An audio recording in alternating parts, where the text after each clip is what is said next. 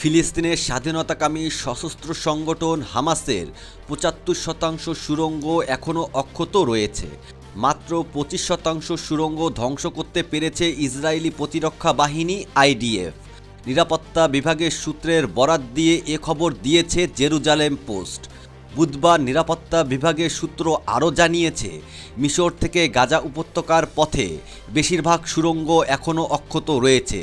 গত ফেব্রুয়ারিতে নিউজ 12কে ইসরায়েলের প্রতিরক্ষা মন্ত্রী ইসরায়েল কাটস বলেন, আমি নিজের চোখে বেশ কয়েকটি সুড়ঙ্গ মিশরে প্রবেশ করতে দেখেছি, কোনোটি বন্ধ, কোনোটি খোলা ছিল। আইডিএফ নিউজ 12কে জানিয়েছে, যুদ্ধাঙ্গন ছেড়ে সাধারণ মানুষের মাঝে ঢুকে পড়েছে হামাস যোদ্ধারা। সরাসরি যুদ্ধ এড়ানোর জন্য কেউ কেউ টানেলে লুকিয়ে রয়েছে বলেও দাবি তাদের।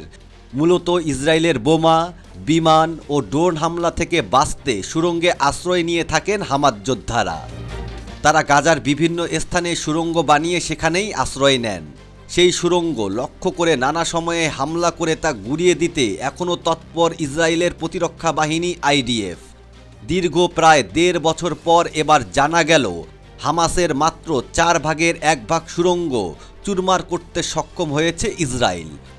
২০২৩ সালের ৭ অক্টোবর থেকে এখন পর্যন্ত ইসরায়েলের হামলায় নিহত ফিলিস্তিনির সংখ্যা ২৫০,০০০ ছাড়িয়েছে।